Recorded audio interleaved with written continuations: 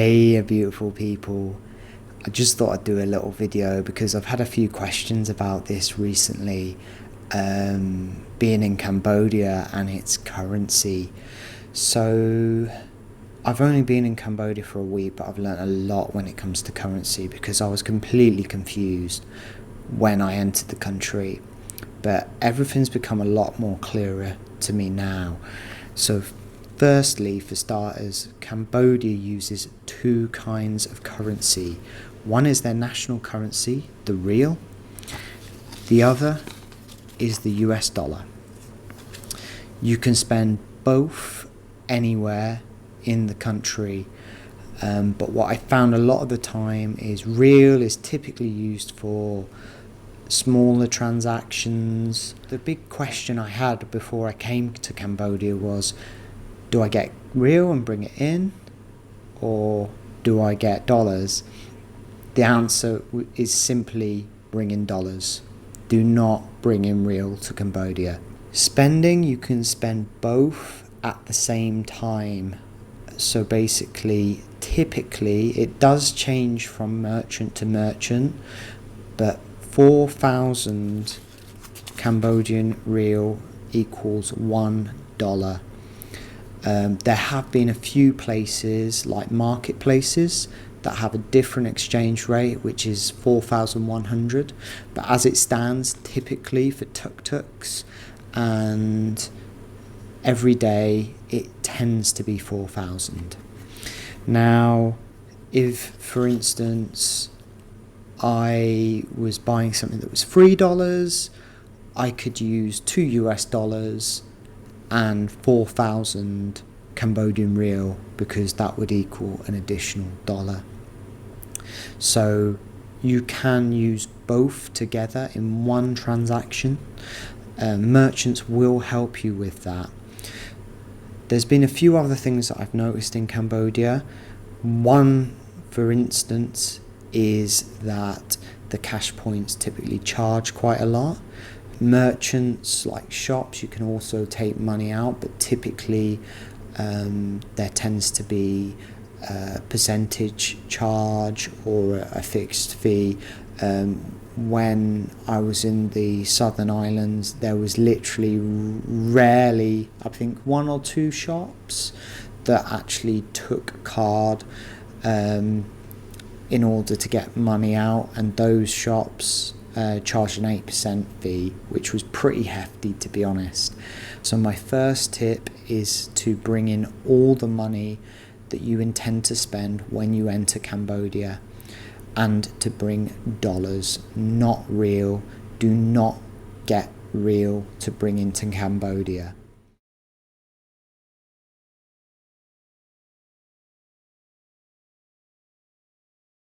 Riel actually isn't interchangeable, so once you leave Cambodia, you can't change it back. While you're in Cambodia, so that's when you something have an else to bear in opportunity mind. to pay by card, pay by card.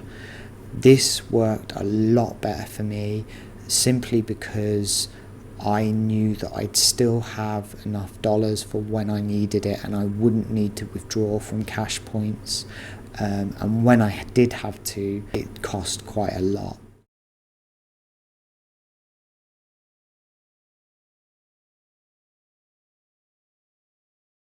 One thing to mention about cash points is that a lot of them didn't actually have dollars available from them. Next tip, and the ones that did only had $100 bills available, which were incredibly I know hard to I've seen a break. lot of stuff on social media recently about criticising people that are trying to haggle in foreign countries, but in Cambodia I found it expensive, and I found that a lot of the merchants, when they know you have come from abroad, will try to overcharge you.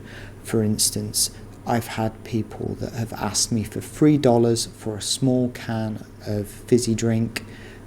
In the UK, that would probably be about £2, which is absolutely, it's a lot to just get from a shop. So do haggle and be wary of the exchange rates. My next tip is, when you are handed dollars in Cambodia, check the notes.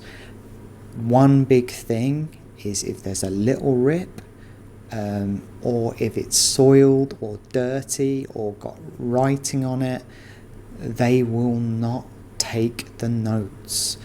I have heard in some instances that the notes have not been taken because they're folded. I haven't personally found that, but I have had plenty of dollar notes that are rejected. So when you get given dollars by merchants, check them. If they are ripped, don't accept them. If they've got writing over it or are really soiled, do not take it, because I've had plenty of issues with that.